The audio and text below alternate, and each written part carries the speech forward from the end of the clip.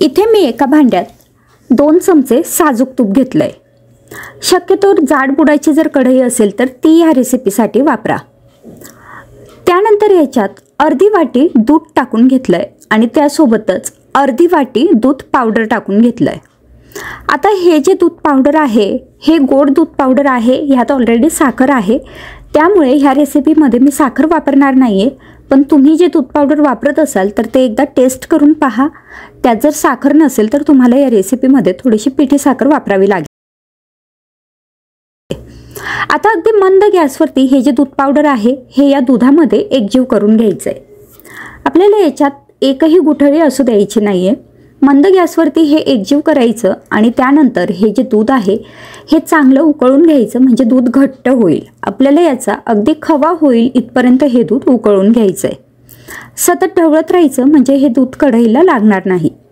तुम्ही बघू शकताय दूध आता छान घट्ट व्हायला लागले।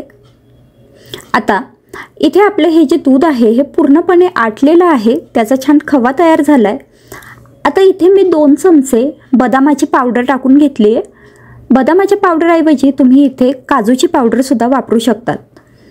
आता बदामाची पावडर टाकल्यानंतर हे मी पुन्हा 2-3 मिनिटं छान शिजवून घेणार आहे। मध्यम गॅसवरती हे शिजवायचं म्हणजे हे कढईला लागणार नाही।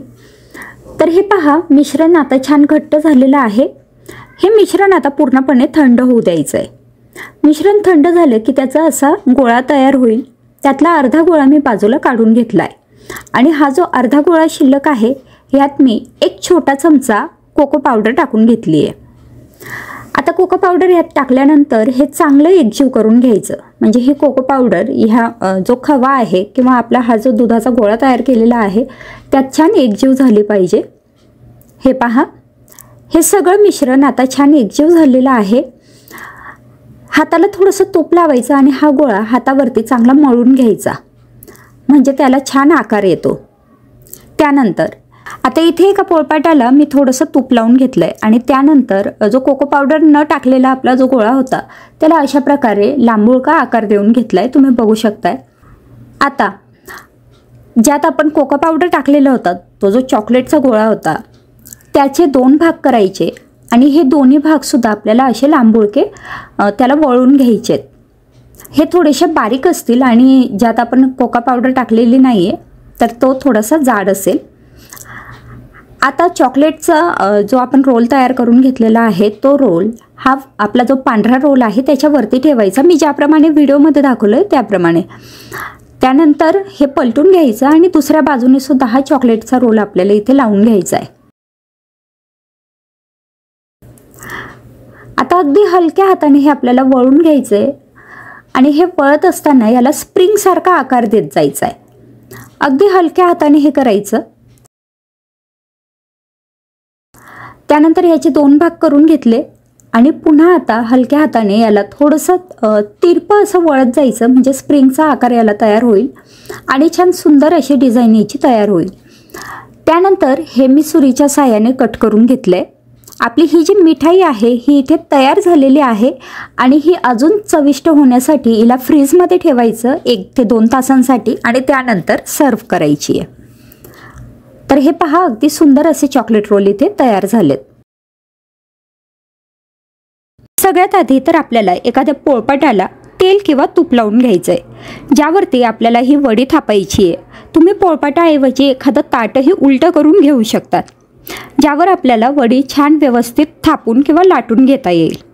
तर ही वडी बनवण्यासाठी गॅसवरती मी ही एक कढई गरम करायला ठेवली आहे।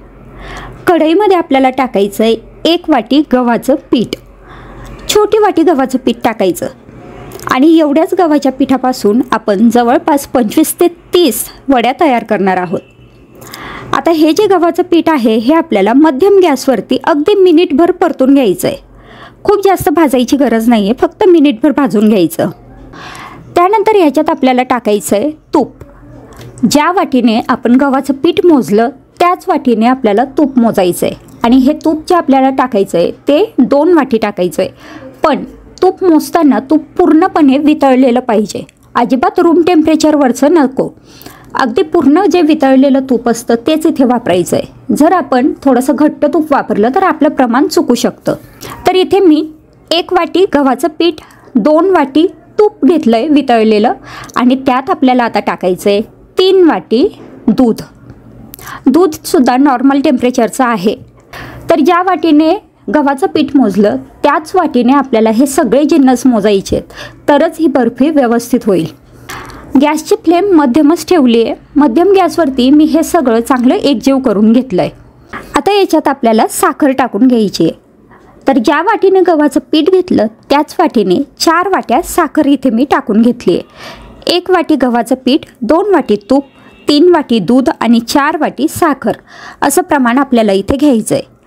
पण जर तुम्ही खूप जास्त गोड खात नसाल तर साखरेचं प्रमाण कमी केलं तरीसुद्धा चालेल. म्हणजे तुम्ही इथे 3 वाटी साखर वापरली तरी चालेल. शिवाय साखरेची जी क्वालिटी असते त्याच्यावरती सुद्धा ही जी मिठाई असते तिचा गोडपणा अवलंबून असतो. काही साखर ही थोडी जास्त गोड असते किंवा तिचे दाणे खूप मोठे असतात.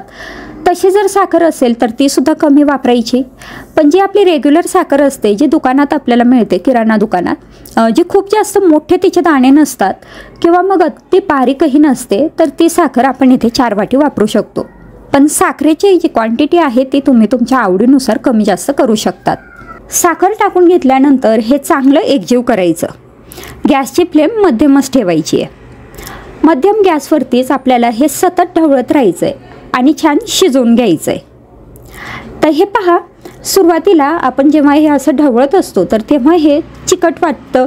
त्यानंतर तुम्ही बघू शकताय असं थोडंसं ग्लॉसी असं दिसतं. पण जसं जसं हे शिजत जाईल तसं एकतर याच्यात दाटपणा येत जाईल, दाटसर हे होत जाईल. आणि दुसरी गोष्ट म्हणजे ह्याचा जो हा ग्लेज आहे तो कमी होईल आणि छान पांढरी शुभ्र बर्फी आपली तयार होईल. तर हे आपल्याला मध्यम गॅसवरती शिजवायचं आहे. तर साधारण 10 ते 12 मिनटं मध्यम गॅसवरती शिजवून घेतल्यानंतर हे पहा, मिश्रण असं घट्ट झालेलं आहे, तुम्ही बघू शकताय. आणि हे जे मिश्रण आहे हे पहा, हे असं थोडंसं घट्ट झालं पाहिजे. आणि त्यानंतर गॅसची फ्लेम आपण लो करायची आहे. आता इथे मी एक ताटली घेतली आहे. त्या ताटलीवरती आपल्याला हे जे मिश्रण आहे हे थोडंसं लावून बघायचं. तर लावताना असं पसरून बघायचं, म्हणजे हे लवकर थंड होईल. आता हे मिश्रण थंड झालं की लगेचच आपल्याला हे चेक करून बघायचं आहे की आपलं हे जे मिश्रण आहे हे परफेक्ट आहे की नाही. पण गॅसची फ्लेम आता लो ठेवायची आहे, कारण हे जे मिश्रण आहे हे अजून जास्त जर घट्ट झालं तर मग आपली जी बर्फी आहे तर ती कडक होऊ शकते. तर साधारण मिनिटभर फक्त मी आता हे ढवळून घेतलेलं आहे. आणि तोपर्यंत आपले जे ताटलीमध्ये आपण मिश्रण काढलं होतं ते सुद्धा थंड झालं आहे, ते आपण चेक करून बघू. बोटांना तूप लावून घ्यायचं आणि त्यानंतर हे जे मिश्रण आपण ताटलीवरती टाकलेलं होतं ते असं एकत्र गोळा करायचं. याचा छान गोळा तयार व्हायला पाहिजे, म्हणजे समजायचं आपलं मिश्रण इथे व्यवस्थित शिजलं आहे. हे पहा, इथे छान गोळा असा तयार होतो आहे. याचा अर्थ हे मिश्रण शिजलेलं आहे. मिश्रण जर कच्चं असेल तर हा गोळा तयार होणार नाही आणि हे सगळे जे मिश्रण ताटलीला लावलं आहे ते तुमच्या बोटांना चिकटेल. आता इथे मी गॅस बंद करते. आता गॅस बंद केल्यानंतर ही जी कढई आहे ही मी आता गॅसवरून खाली उतरवून घेतली आहे. कढई खाली उतरवल्यानंतर सुद्धा हे सतत ढवळत राहायचं आणि हे थोडंसं आपल्याला कोमट असं करून घ्यायचं आहे. आता हे खूप गरम आहे आणि पातळही वाटतं आहे, पण जसं हे थोडंसं थंड व्हायला लागेल तसं घट्टसुद्धा व्हायला लागेल आणि आपल्याला याच्या वड्या थापायला सोपं जाईल. तर हे पहा, अशा प्रकारे हे सतत ढवळत राहिलं तर लवकर थंड होईल. तर आता हे पहा, हे जे मिश्रण आहे तुम्ही बघू शकतायत हे किती छान आता घट्ट असं झालं आहे. शिवाय हे थोडं थंड झालं आहे, ज्याने आपण ही वडी थापू शकू. आता ज्या पोळपाटाला किंवा ताटाला आपण तूप लावून घेतलं होतं त्यावरती हे सगळं मिश्रण काढून घ्यायचं आहे. हे मिश्रण काढत असतानाच आपलं लक्षात येतं की हे जे मिश्रण आहे हे किती छान झालं आहे ते, आणि आपण हे सहज थापू शकू अशी याची कन्सिस्टन्सी तयार झालेली आहे. चमच्याला लागलेलं जे मिश्रण असेल ते सुद्धा दुसऱ्या चमच्याच्या सहाय्याने काढून घ्यायचं आहे. आता तळ हातानेच म्हणा किंवा मग एखाद्या वाटीने आपल्याला ही वडी थापून घ्यायची आहे, किंवा मग सरळ आपण ही लाटून घेतली तरी चालेल. आता मी ही वडी इथे डायरेक्ट लाटून घेते. तर जशी काजू कतली असते ना तेवढीच जाड आपल्याला ही वडी लाटून घ्यायची आहे. आणि ही वडी खाल्ल्यानंतर अगदीच तुम्ही जर कोणाला सांगितलं नाही की ही वडी आपण गव्हाच्या पिठापासून बनवली आहे तर कोणाला कळणारही नाही की ही खरंच गव्हाच्या पिठाची वडी आहे. खाल्ल्यानंतर कोणीही तुम्हाला सांगेल की ही काजू कतली आहे ते. आता हे पहा, हे लाटून घेतल्यानंतर मी यावरती थोडंसं गार्निशिंगसाठी बदाम वापरले. हे ऑप्शनल आहे, नाही वापरलं तरी चालेल, किंवा मग तुम्हाला इथे दुसरे ड्रायफ्रूट कोणते वापरायचे असतील, जसं पिस्ता असतो, काजू असतात, तर ते सुद्धा तुम्ही इथे वापरू शकतात. बदाम टाकल्यानंतर हे मी पुन्हा लाटून घेतलं आहे. तर आता आपल्याला जेवढीही जाड किंवा पातळ हवी आहे त्या अंदाजाने हे आपण इथे लाटून घेऊ. बर्फीचं मिश्रण हे बऱ्यापैकी थंड झालेलं आहे, त्यामुळे लाटायला हे सोपं जातं. आता हे लाटून झालं की लगेचच आपल्याला याच्या वड्या कट करून घ्यायच्या आहेत. हे काही आपल्याला फ्रीजमध्ये ठेवण्याची गरज पडत नाही किंवा 1-2 तास थंड होऊ देण्याची गरज पडत नाही. अगदी पटापट ही प्रोसेस होते. तर इथे मी अशा प्रकारे ह्या ज्या वड्या आहे ह्या कट करून घेते. तर ह्या वड्या कट करताना आपल्याला हवं तर आपण चौकोनीसुद्धा करू शकतो, पण जशी काजू कतली असते त्या आकारात ह्या वड्या कट केल्या तर दिसायलाही खूप सुंदर अशा दिसतात. तर तुम्ही इथे बघू शकताय, मी इथे ह्या ज्या वड्या आहेत त्या छान आता कट करून घेते. आणि पोळपाट्याला किंवा ताटाला आपण तेल तूप लावलेलं असतं, त्यामुळे ह्या वड्या काढायला सुद्धा अजिबात वेळ लागत नाही. खूप अलगदपणे ह्या काढता येतात. तुम्ही बघू शकताय इथे हे कट करत असतानाच काही वड्या आपोआपच निघतायत. तर हे पहा, ही आपली काजू कतली इथे तयार झालेली आहे. एका कढईमध्ये अर्धी वाटी तूप घेतलं. तूप पूर्णपणे वितळल्यानंतर त्यात 2 वाटी बेसन पीठ टाकून घेतलं. हे बेसन पीठ आपल्याला छान भाजून घ्यायचं आहे. मध्यम गॅसवरती सतत हलवत अशा पद्धतीने हे बेसन पीठ भाजून घ्यायचं आहे. जोपर्यंत याचा रंग बदलेल आणि याला पूर्णपणे तूप सुटायला लागेल तोपर्यंत आपल्याला हे भाजून घ्यायचं आहे. तर हे पहा, तुम्ही बघू शकताय इथे आता हे जे बेसन पीठ आहे ते छान भाजून झालेलं आहे. त्याला पूर्णपणे आता तूप सुटायला लागलंय आणि अगदी पातळ असं हे झालेलं आहे. आता ह्या स्टेजला गॅस बंद करायचा आहे. आता आपण पाक बनवून घेऊ. पाक बनवण्यासाठी एका भांड्यामध्ये मी 1.5 वाटी साखर घेतली आहे. त्यात अर्धी वाटी पाणी टाकून घेतलंय आणि आता आपल्याला याचा 1 तारी पाक बनवून घ्यायचा आहे. साखर पूर्णपणे वितळलेली आहे, पाकाला छान उकळी फुटली आहे आणि तुम्ही बघू शकताय त्याचा 1 तारी पाक मी इथे बनवून घेतलाय. पाक तयार झाल्यानंतर हा पाक आपल्याला आपण जे बेसन पीठ भाजून घेतलं होतं त्यात टाकून घ्यायचा आहे. हा पाक बेसन पिठात टाकत असताना गॅस बंद ठेवायचा आहे. पाक बेसन पिठात टाकून झालाय, त्यात थोडीशी वेलची पूड टाकून घेतली आहे आणि हे सगळं छान एकजीव करून घेतलंय. आता एका ताटाला थोडंसं तूप लावून घेतलं. त्यात जे बेसन पिठाचं मिश्रण होतं ते टाकून घेतलं आणि आता हे थोडंसं डॅप करायचं आहे आणि एक अर्धा ते 1 तास सेट होण्यासाठी ठेवायचं आहे. वरून आपण हवे ते ड्रायफ्रूट ॲड करू शकतो. तर आता हे बर्फीचं जे मिश्रण आहे ते सेट होण्यासाठी मी साधारण अर्धा तास बाजूला ठेवलंय. अर्ध्या तासानंतर ह्या पद्धतीने त्याची बर्फी मी पाडून घेते किंवा बर्फी कट करून घेते. तर अशा पद्धतीने बेसन बर्फी इथे तयार झाली आहे. साठी एका कढईमध्ये 2 मोठे चमचे तूप घेतलं. त्यात 1 वाटी रवा टाकून घेतला. हा रवा आपल्याला मध्यम गॅसवरती छान खमंग भाजून घ्यायचा आहे. रवा भाजत असताना सतत हलवत राहायचंय जेणेकरून रवा हा करपणार नाही आणि ह्या पद्धतीने रव्याचा रंग बदलेल आणि छान सुगंध यायला लागेल इथपर्यंत भाजून घ्यायचा आहे. रवा भाजून झालाय, तो मी बाजूला काढून घेतलाय. आता ह्याच कढईमध्ये 3 कप दूध मी गरम करून घेतलंय. दूध चांगलं उकळलं की त्यात भाजून घेतलेला रवा टाकायचा आणि ह्या पद्धतीने छान एकजीव करून घ्यायचं. त्यात गुठळी असायला नको. हे एकजीव झाल्यानंतर झाकण ठेवून मंद गॅसवरती 5 मिनिटं शिजून घ्यायचं. 5 मिनिटं रवा छान शिजून झालेला आहे आणि छान फुललेला देखील आहे. आता हे छान एकजीव करायचं आणि त्यात 1 वाटी साखर टाकायची. जेवढा रवा घेतलाय तेवढी साखर मी इथे टाकून घेतली आहे. साखर टाकून झाली की हे पुन्हा छान एकजीव करायचंय आणि ही साखर वितळेल इथपर्यंत आपल्याला शिजू द्यायचंय. आता यातच मी 10-12 केशरच्या काड्या 2 चमचे दुधात भिजत टाकल्या होत्या. ते दूध मी आता ह्या शिऱ्यामध्ये टाकून घेतलंय. दूध टाकल्यानंतर हे छान एकजीव करायचंय. वरून आपल्याला हवे ते ड्रायफ्रूट टाकायचे आणि 5 मिनिटं मंद गॅसवरती हा शिरा शिजू द्यायचा आहे. फ्लेवरसाठी इथे आपण वेलची पूड टाकू शकतो. गुलाबजाम बनवण्यासाठी सगळ्यात आधी आपल्याला पाक बनवून घ्यायचा असतो. तर आता जर आपण 200 ग्रॅमचं गुलाबजामचं प्रीमिक्स वापरत असू तर त्याच्यासाठी आपल्याला साधारण 500 ग्रॅम साखर वापरावी लागते.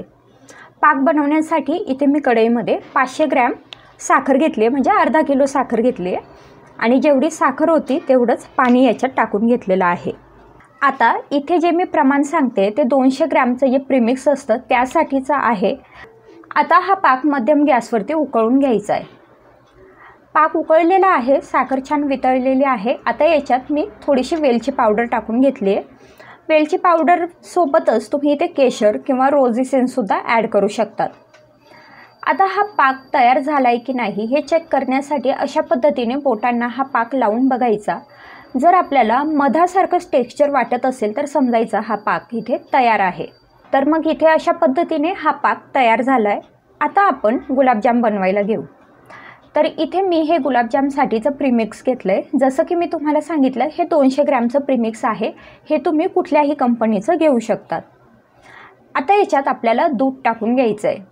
तर साधारण या प्रीमिक्सचे जे पॅकेट असतं त्याच्या मागे रेसिपी लिहिलेली असते आणि त्यात आपल्याला सांगितलेलं असतं की साधारण 100 ml ते 120 ml आपल्याला इथे दूध किंवा पाणी वापरायचं असतं। पण तरीसुद्धा आपण हे थोडं थोडं टाकत जायचं आणि आपल्या अंदाजाप्रमाणे आपल्याला वाटेल तसंच फक्त हे पाणी किंवा दूध ह्याच्यात ॲड करायचं आहे। तर हे बघा अशा पद्धतीने मी इथे हे दूध ॲड करून घेतलं आहे। आता हे दूध किती टाकलं आहे याचं प्रमाण मी तुम्हाला अगदी परफेक्ट असं सांगणार नाही, कारण हे प्रत्येक वेळी आपल्याला कमी जास्त करावं लागतं, कारण आपल्याकडे जो कप असतो तो सुद्धा कमी जास्त आकाराचा असतो। तर हे बघा तुम्ही बघू शकतायत अशा पद्धतीने मी हा गोळा तयार करून घेतलेला आहे। हे जरी सुरुवातीला तुम्हाला सैल वाटत असेल तरीसुद्धा काही वेळानंतर हे दूध किंवा पाणी हा गोळा शोषून घेतो आणि छान व्यवस्थित असा डो तयार होतो। तर इथे गुलाबजामसाठीचा डो तयार आहे। हा मी आता झाकून ठेवणार आहे आणि साधारण आपल्याला 15 मिनटं हा जो गोळा आहे तो असाच राहू द्यायचा आहे। आता 15 मिनटं झालेले आहेत आणि तुम्ही बघू शकताय हा गोळा आता व्यवस्थित तयार झालेला आहे। हे पीठ छान मुरलं गेलं आहे। आता याचे आपण गुलाबजाम बनवायला घेऊ। आता गुलाबजाम बनवण्यासाठी आपल्याला एक छोटा गोळा घ्यायचा आहे। गुलाबजाम आपल्याला किती छोटे किंवा मोठे बनवायचे या अंदाजाने हा गोळा घ्यायचा आणि हा गोळा वळताना म्हणजे याचं गुलाबजाम बनवताना आधी हाताला तूप लावून घ्यायचं।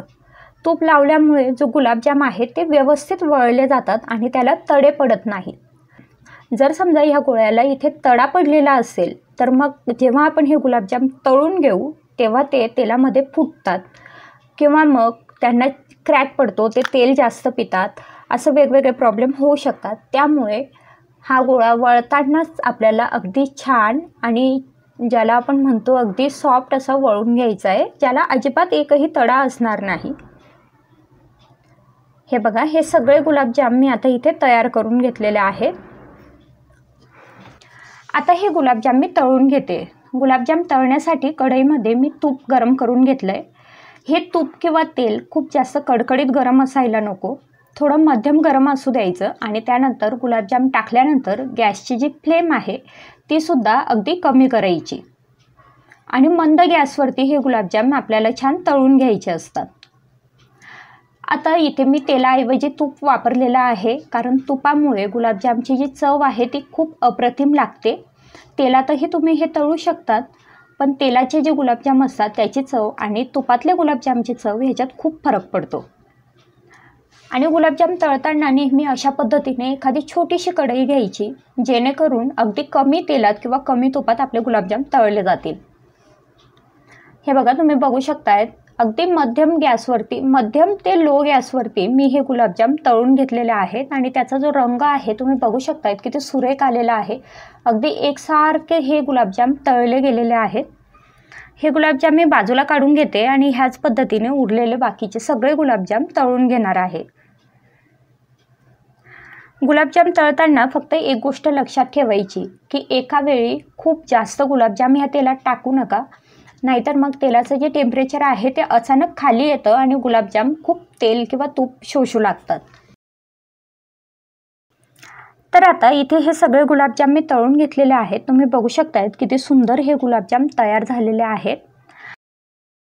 आता हे गुलाबजाम आपण पाकामध्ये टाकून घेऊ। तर इथे पाकसुद्धा हा गरम आहे। जर पाक थंड झाला असेल तर थोडा वेळ तुम्ही गॅसवरती तो गरम करून घेऊ शकतात। आता पाक गरम असताना आपल्याला याच्यात हे गुलाबजाम टाकून घ्यायचे आहेत. पाक हा मध्यम गरम असायला पाहिजे, खूप जास्त कडकडीत गरम पण असायला नको, नाहीतर मग हे गुलाबजाम अगदी खूप सॉफ्ट होतात आणि ते खायला मग गिळगिळी लागतात. तर त्यापेक्षा हा पाक मध्यम गरम ठेवा. त्यानंतर सगळे गुलाबजाम तळून झाल्यानंतरच पाकामध्ये टाका आणि पाकामध्ये हे गुलाबजाम साधारण अर्धा तास तरी आपल्याला असेच झाकून ठेवायचे असतात, जेणेकरून ते पाक व्यवस्थित शोषून घेतील. तर मग अशा पद्धतीने तुम्ही कुठलंही गुलाबजामचं प्रेमिक्स वापरून अगदी झटपट गुलाबजाम तयार करू शकतात आणि अगदी परफेक्ट पद्धतीने तयार करू शकतात. बनवण्यासाठी एका कढईमध्ये 1 चमचा साजूक तूप घेतलं, त्यात अर्धी वाटी दूध टाकून घेतलं. दूध व्यवस्थित आपल्याला गरम करून घ्यायचं आहे. दूध गरम करत असताना यात मी 1 छोटा चमचा साखर टाकून घेतली आणि त्यानंतर अर्धी वाटी दूध पावडर टाकून घेतलं. आता हे दूध पावडर ह्या दुधामध्ये छान मिक्स करायचं आहे आणि आपल्याला याचा खवा बनवून घ्यायचा आहे. तर त्यासाठी अगदी मंद गॅसवरती मी हे दूध आता उकळून घेते. हे पहा, तुम्ही बघू शकताय दूध पावडर टाकल्यामुळे हे दूध आता छान आटत आलेलं आहे आणि हे आटत असताना आपल्याला हे एकसारखं हलवून घ्यायचंय, जेणेकरून कढईला हे चिकटणार नाही. इथे सुद्धा तुम्ही नॉनस्टिक कढई वापरू शकतात किंवा जाड बुडाची कढई वापरू शकतात. तर ह्या पद्धतीने साधारण 5 मिनिटं मंद गॅसवरती मी हे दूध पावडर किंवा हे जे दूध आहे ते आटवून घेतलेलं आहे आणि त्याचा ह्या पद्धतीने खवा तयार करून घेतलाय. आता हा खवा मी एका ताटात काढून घेते. आधी हा खवा पूर्णपणे थंड होऊ द्यायचा आहे. तुम्ही बघू शकताय तिथे खवा पूर्णपणे थंड झालेला आहे. आता याचे आपल्याला पेढे वळायला घ्यायचे. तर त्यासाठी हाताला थोडंसं तूप लावून घेतलंय आणि ह्या पद्धतीने आपल्याला हव्या त्या आकारात छोटे मोठे असे आपण हे पेढे वळून घेऊ शकतो. पेढे वळून झाल्यानंतर मी त्याला डिझाईन करण्यासाठी किंवा ज्याला आपण म्हणतो गार्निशिंग करण्यासाठी इथे मी बदामाचा वापर केला आहे. तुम्ही त्याच्याऐवजी पिस्ता, काजू, चारोळी, तुम्हाला जे कुठलं ड्रायफ्रूट आवडत असेल ते तुम्ही इथे लावू शकतात. तर ह्या पद्धतीने दुधाचे पेढे तयार झाले. एका कढईमध्ये 4 ते 5 चमचे तूप घेतलं. शक्यतो जाडबुडाची कढई इथे आपल्याला वापरायची आहे. तूप पूर्णपणे वितळल्यानंतर याच्यात आपल्याला 2 वाटी बेसन पीठ टाकून घ्यायचं आहे. आता हे बेसन पीठ या तुपामध्ये छान भाजून घ्यायचं आहे. गॅसची फ्लेम मध्यम ठेवायची. मध्यम गॅसवरती हे पीठ छान भाजून घ्यायचं आहे. आवश्यकतेनुसार अधूनमधून याच्यात आपण तूप टाकू शकतो.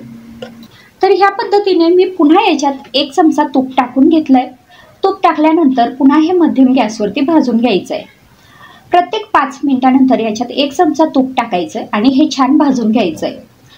तर ह्या पद्धतीने मी एकूण 20 ते 25 मिनिटं हे जे बेसन पीठ आहे ते छान भाजून घेतलंय. ह्या पद्धतीने बेसन पिठाला पूर्णपणे तूप सुटायला लागेल आणि त्याचा रंग बदलेल इथपर्यंत आपल्याला हे भाजून घ्यायचं आहे. तर हे पहा, तुम्ही बघू शकतायत हे जे बेसन पीठ आहे याला आता छान तूप सुटायला लागलंय. हे बऱ्यापैकी आता पातळ झालेलं आहे. आता गॅस बंद करायचा आहे आणि हे बेसन पीठ एखाद्या ताटात काढून घ्यायचं आहे. या ताटामध्ये हे बेसन पीठ थोडंसं थंड होऊ द्यायचं आहे. बेसन पीठ थोडंसं थंड झालेलं आहे, म्हणजे कोमट झालंय. आता याच्यात मी अर्धा चमचा वेलची पूड टाकून घेतलेली आहे. त्यानंतर याच्यात आपल्याला पिठी साखर टाकून घ्यायची आहे. तर साधारण अर्धी वाटी पिठी साखर मी याच्यात थोडी थोडी करत टाकून घेतली आहे. थोडी थोडी करत पिठी साखर याच्यात टाकायची आणि हे सगळं एकजीव करत जायचं आहे. आता आपण याचे लाडू वळायला घेऊ. तर आपल्याला हव्या त्या आकारात छोटे मोठे याचे आपण लाडू वळून घेऊ शकतो.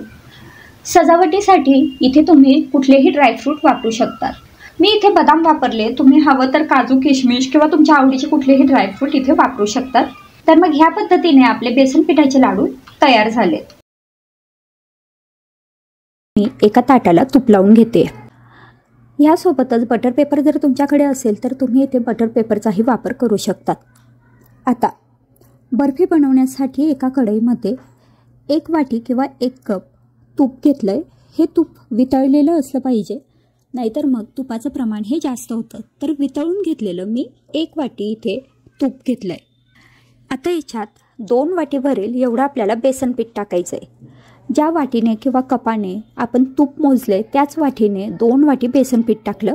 अगदी गच्च भरून हे बेसन पीठ घ्यायचं, दाबून असं भरायचं, नाहीतर मग बेसन पिठाचं प्रमाण हे कमी होईल आणि ही आपली जी मिठाई आहे ती तुपकट लागेल. तर इथे आता हे बेसन पीठ टाकल्यानंतर मी छान एकजीव करून घेतलं. गॅसची फ्लेम आता आपल्याला कमी ठेवायची आहे आणि कमी गॅसवरती आपल्याला हे छान भाजून घ्यायचं आहे. साधारण 10 ते 12 मिनटं हे चांगलं भाजून घ्यायचं. तुम्ही बघू शकतायत साधारण 12 मिनटानंतर हे जे बेसन पीठ आहे ते व्यवस्थित भाजलं गेलं आहे. याचा छान सुगंध यायला पाहिजे, बेसन पिठाने असं तूप सोडलं पाहिजे आणि त्याचा रंग बदलला पाहिजे. इथपर्यंत आपल्याला बेसन पीठ भाजून घ्यायचं आहे. आता बेसन पीठ व्यवस्थित भाजल्यानंतर आपल्याला याच्यात साय टाकून घ्यायची, म्हणजे मलाई टाकून घ्यायची.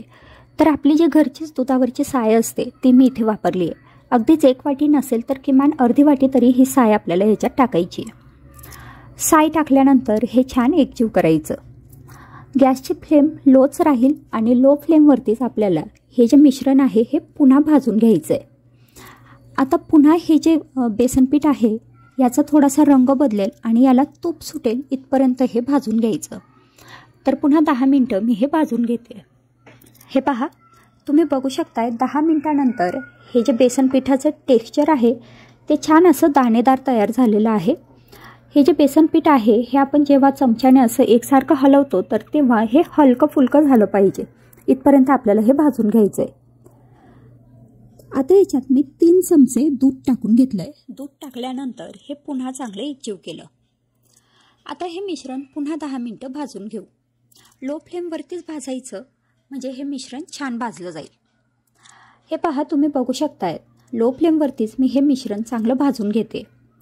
याला आता छान तूप सुटलं आहे, त्यासोबतच तुम्हाला याचं अगदी दाणेदार असं टेक्स्चर दिसत असेल. याचा रंगसुद्धा बदलायला हवा आणि छान तूप सुटायला हवं आणि हे जे मिश्रण आहे ते छान फ्लफी व्हायला हवं. हे पहा, तुम्ही बघू शकता हे मिश्रण आता किती छान असं थोडं फुगून आलं आहे, म्हणजे हलकं फुलकं झालं आहे. इथपर्यंत आपल्याला हे छान भाजून घ्यायचं आहे. तर इथे सुरुवातीपासून साधारण 20 ते 25 मिनटापर्यंत हे मिश्रण किंवा हे जे बेसन पीठ आहे ते छान भाजून घेतलं आहे. आता इथे बेसन पिठाचा रंग बदलला आहे, त्याला छान खमंग असं सुगंध यायला लागला आहे. आता ह्या स्टेजला गॅस बंद करायचा आहे. गॅस बंद केल्यानंतर ही जी कढई आहे ही आपल्याला बाजूला उतरवून घ्यायची आहे. आता याच्यात आपल्याला साधारण पाव चमचा भरेल एवढी वेलची पूड टाकून घ्यायची आहे. वेलची पूड टाकल्यानंतर पुन्हा हे चांगलं एकजीव करायचं. ही कढई गरम असल्यामुळे हे थोडंसं 2 मिनटं तरी आपल्याला असंच छान हलवून घ्यायला लागतं, नाहीतर मग हे जे मिश्रण आहे हे कढईला चिकटू शकतं. तर आता इथे मी 2 मिनटं हे छान एकजीव करून घेतलं. त्यानंतर याच्यात पाऊण वाटी म्हणजे अर्धी वाटी आणि त्याच्यावरती थोडासा एवढा चिरून घेतलेला गूळ टाकलाय. आता गूळ टाकल्यानंतर हे मिश्रण एकजीव करायचं. गूळ जसा जसा वितळेल तसं हे मिश्रण घट्ट होत जाईल. हे पहा, तुम्ही बघू शकताय आता गूळ पूर्णपणे वितळला आहे आणि आपलं हे जे बेसन पिठाचं मिश्रण आहे ते अतिशय छान घट्ट असं तयार झालंय. म्हणजे आपण याच्या अगदी व्यवस्थित वड्या थापू शकू असं हे मिश्रण आता तयार झालंय. आता हे मिश्रण इथे छान घट्ट झाल्यानंतर तुम्ही इथे तुमच्या आवडीचे ड्रायफ्रूटसुद्धा ॲड करू शकतात, जर तुम्हाला ह्या बर्फीमध्ये ड्रायफ्रूटसुद्धा टाकायचे असतील तर. हे मिश्रण छान घट्ट झाल्यानंतर आपण ज्या ताटाला तूप लावून घेतलं होतं त्यात हे सगळं मिश्रण काढायचं आणि चमच्याच्या साहाय्याने छान व्यवस्थित असं पसरून घ्यायचं. आपल्याला ही बर्फी किती जाड हवी आहे किंवा पातळ हवी त्या अंदाजाने आपण हे मिश्रण पसरून घेऊ शकतो. मी इथे हे मिश्रण छान पसरून घेतलंय. त्यानंतर त्यावरती बदामाचे काप टाकायचे.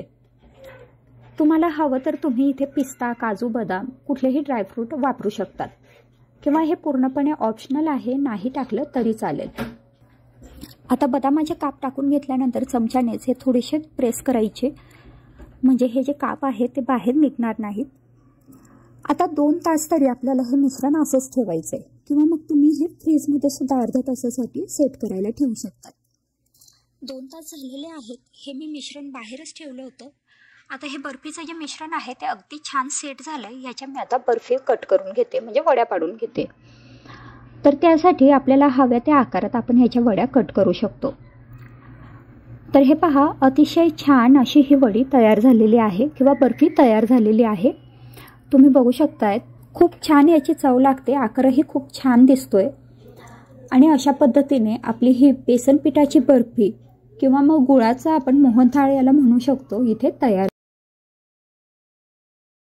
चला तर मग लगेच रेसिपीला सुरुवात करूया। ही पुरी बनवण्यासाठी इथे मी घेतला आहे 1 कप मैदा, त्यासोबत आपल्याला लागणार आहे पाव कप मिल्क पावडर आणि यातच आपल्याला टाकायचं आहे 2 चमचे रवा। आता हा जो रवा आहे तो बारीकच रवा घ्या, जाड रवा असेल तर मिक्सरमधनं थोडासा फिरवून घ्या। रवा टाकल्यानंतर याच्यात चिमूटभर मीठ टाकायचं। आता हे सगळं आपल्याला छान एकजीव करून घ्यायचं आहे। जर तुमच्याकडे दूध पावडर नसेल तर काय टाकायचं हे मी तुम्हाला पुढे सांगेलच।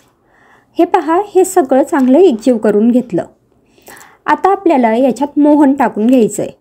तर मोहनसाठी इथे मी 2 चमचे तूप घेतलं आहे, 2 टेबलस्पून किंवा मग आपलं पोहे खाण्याचं चमच्याचं प्रमाण म्हटलं तर 3 चमचे घ्या।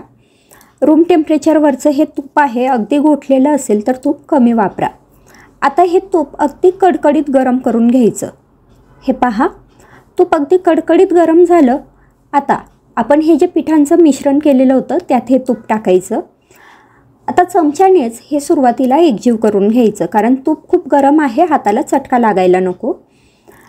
आता हे सगळं छान एकजीव झालं की त्यानंतर हाताने हे छान चोळून घ्यायचं, म्हणजे जे तूप आहे म्हणजेच मोहन आहे ते आपल्या ह्या पिठाला अगदी व्यवस्थित लागलं पाहिजे। आता तुपाऐवजी तुम्ही इथे तेलाचाही वापर करू शकतात, पण तेलामुळे तो जो खुसखुशीतपणा असतो किंवा कुरकुरीतपणा असतो तो येत नाही, थोडीशी कडक अशी ही पुरी होते। त्यामुळे मी सजेस्ट करेल शक्यतोवर तूपच वापरा। आता हे पहा, अशा पद्धतीने याची हलक्या हाताने सुद्धा मूठ तयार होते, म्हणजे आपलं मोहन अगदी परफेक्ट बसलं आहे। आता थोडं थोडं पाणी टाकून मी हे मळून घेते। जसं मी मगाशी सांगितलं, जर आपल्याकडे दूध पावडर नसेल तर ही कणिक तुम्ही दुधाने मळून घ्या, तरीसुद्धा सेमच इफेक्ट येईल। तर हे पहा, इथे मी ही कणिक मळून घेतली आहे। खूप जास्त सैल मळायची नाही आणि खूप जास्त घट्टही मळायची नाही। रवा टाकला आहे त्यामुळे थोड्या वेळाने रवा फुलून येतो, जरी सुरुवातीला थोडी सैल वाटली तरी थोड्या वेळाने ही कणिक घट्ट होते। तर आता इथे मी ही कणिक छान मळून घेतली। ही कणिक आपण 10 मिनटं झाकून ठेवू, म्हणजे रवासुद्धा छान फुलून येईल, कणिक सेट होईल आणि तोपर्यंत आपण पाक बनवून घेऊ। पाक बनवण्यासाठी इथे एका भांड्यात 1 कप साखर आणि 1 कप पाणी टाकलं। आता हाय फ्लेमवरतीच आपल्याला ही साखर पूर्णपणे वितळून घ्यायची आहे। आता साखर पूर्णपणे वितळली की याच्यात टाकायचं आहे वेलची पावडर, पाव चमचा। वेलची पावडर टाकल्यानंतर हे एकजीव केलं। ह्यासोबतच तुम्ही केशर जर तुमच्याकडे अवेलेबल असेल तर ते सुद्धा टाकू शकतात। आता हा पाक जो आहे तो आपल्याला छान उकळून घ्यायचा आहे आणि 1 तारी पाक आपल्याला याचा बनवून घ्यायचा आहे। तर इथे पाक छान उकळला आहे, थोडा घट्ट झाल्यासारखा वाटतो आहे, मी चेक करून पाहिलं। हे पहा, क्लोजअपमध्ये मी तुम्हाला दाखवते। तर अशा पद्धतीने 1 तार याची तयार व्हायला पाहिजे, यापेक्षा जास्त घट्ट करू नका। आता पाक इथे तयार आहे, आता गॅस बंद करू। आता बघू पुढची प्रोसेस। इथे एका वाटीमध्ये मी घेतलं आहे 2 चमचे कॉर्नफ्लोअर। कॉर्नफ्लोअर जर नसेल तर तुम्ही इथे 2 चमचे मैदासुद्धा वापरू शकतात। ह्याच्यात टाकायचं आहे 2 चमचे तूप, हे सुद्धा रूम टेम्परेचरचं तूप आहे। इथे तुपाचाच वापर करा, इथे तेल वापरायचं नाही। तूप टाकल्यानंतर हे चांगलं एकजीव करायचं।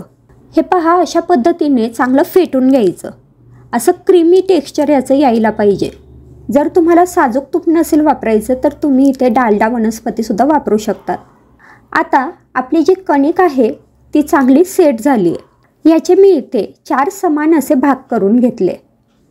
आता यातला एक गोळा घेतला, तो हातावरती चांगला मळून घेतला आणि आता याची आपल्याला पातळ अशी पोळी लाटून घ्यायची आहे।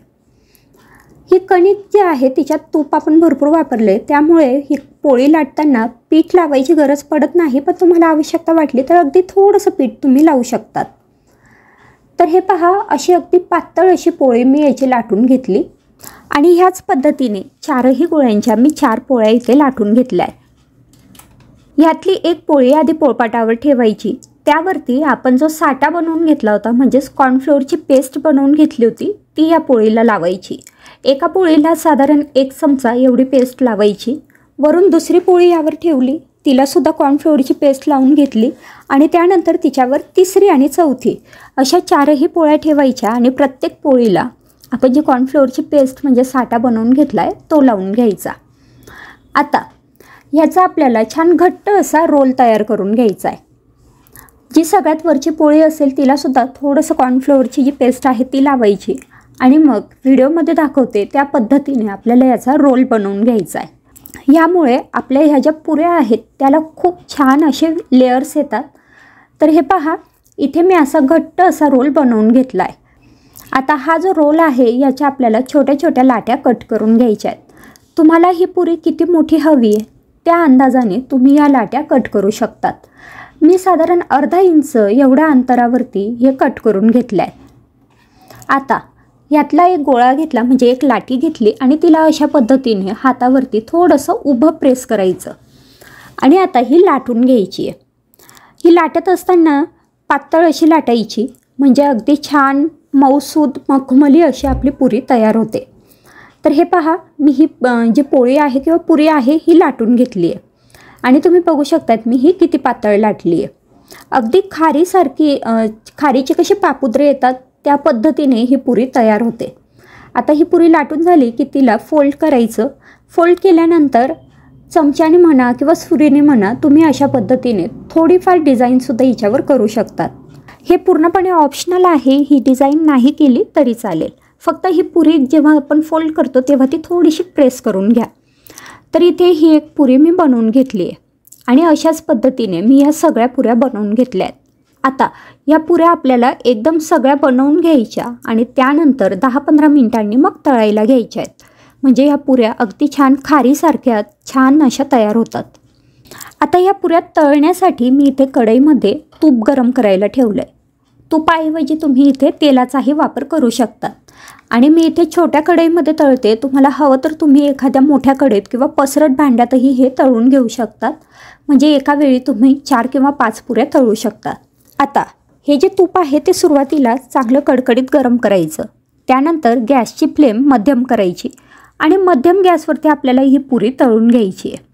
पुरी तुपात सोडली की गॅस मध्यम करायचा आणि मध्यम गॅसवरती ही पुरी सोनेरी रंगावर येईल इतपत तळून घ्यायची, म्हणजे सोनेरी रंगावर येईल तोपर्यंत ही पुरी अतिशय छान खुसखुशीत झालेली असेल। तर हे पहा, तुम्ही बघू शकतायत किती सुंदर लेअर ह्या पुरीला आलेले आहेत आणि ही छान खुसखुशीत अशी पुरी इथे तयार झाली आहे। तर ही आता मी बाजूला काढून घेते। फक्त ही पुरी काढताना व्यवस्थित तिचं जे तूप किंवा तेल असेल ते पूर्णपणे निथळून घ्या आणि ही पुरी मी आता काढून घेतली। ह्याच पद्धतीने बाकी सगळ्या पुऱ्या मी तळून घेतल्या आहेत। तुम्ही बघू शकतायत छान सोनेरी रंगावरती मी या पुऱ्या तळून घेतलेल्या आहेत। आता आपण जो पाक बनवून घेतला होता त्यामध्ये आपल्याला या पुऱ्या टाकायच्या आहेत, पण या पुऱ्या टाकताना अशा पद्धतीने घरात एखादा चिमटा असेल तर त्याचा वापर करा। तर सुरुवातीला पाकात पुरी टाकली आणि लगेचच पटकन चिमट्याने ती या पाकामध्ये एकजीव करायची आणि लगेच बाहेर काढायची, म्हणजे तिच्या दोन्ही बाजू या पाकात पटकन बुडवायच्या आणि लगेच बाजूला काढायची। आता बाजूला काढताना हिचा जो पाक आहे तो पूर्णपणे निथळून घ्यायचा आणि त्यानंतर अशा एखाद्या जाळीवरती ह्या पुऱ्या काढायच्या। ह्या जाळीवर काढल्यामुळे काय होतं की हा जो पाक आहे हा पूर्णपणे आपल्याला निथळून घेता येतो। तर इथे मी या सगळ्या पुऱ्या आता ह्या चाळणीवरती काढून घेतल्या आणि तुम्हाला दाखवते 5 मिनिटानंतर हे पहा वाटीमध्ये किती पाक जमा झाला आहे, म्हणजे हा एक्स्ट्राचा पाक होता जो ह्या पुरींमध्ये होता। अशा पद्धतीने चाळणीवर ठेवल्यामुळे तो पाक आपला आता काढला गेला आहे। तर आता इथे आपल्या ह्या ज्या मखमली पुऱ्या आहेत ह्या तयार झाल्या आहेत। ह्या सजवण्यासाठी तुम्ही इथे बदाम, पिस्ता, काजू किंवा सुक्या खोबऱ्याचा, ओल्या नारळाचा कीस असं काहीही वापरू शकता तुमच्या आवडीप्रमाणे। मी इथे दूध मसाल्याचा वापर केला आहे। आता इथे मी तुम्हाला ही पुरी तोडून दाखवते। तर हे पहा, अतिशय नाजूक अशी ही पुरी असते, तोडताना सुद्धा तुम्हाला लक्षात येईल आणि खाताना तर अगदी तोंडात विरघळते। तुम्ही जरूर ही पुरी ट्राय करा। तर अगदी झटपट तयार होणारे हे पिस्ता रोल बनवण्यासाठी 1 वाटी मी इथे डेसिकेटेड कोकोनट घेतलंय। यामध्ये आपल्याला थोडीशी मिल्क पावडर टाकून घ्यायची आहे। तर 1 वाटी डेसिकेटेड कोकोनटसाठी 1 वाटी मी इथे मिल्क पावडर घेतली आहे। आता याच्यात थोडीशी पिठी साखर टाकायची आहे। मिल्क पावडर जर ऑलरेडी गोड असेल तर ही पिठी साखर आपण आपल्या अंदाजाने कमी करून घ्यायची आहे।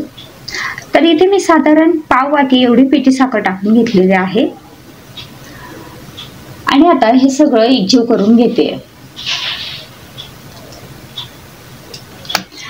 आता हे सगळं एकजीव झाल्यानंतर आपल्याला ह्याच्यात थोडं थोडं दूध टाकायचं आहे आणि आपल्याला हे छान घट्ट असं मळून घ्यायचं आहे. हे दूध टाकताना अगदी थोडं थोडं टाकायचं, नाहीतर दूध थोडंसं जास्त जर ह्याच्यात पडलं तर मग आपला जो गोळा आहे तो छान व्यवस्थित होणार नाही आणि रोलसुद्धा व्यवस्थित तयार होणार नाहीत.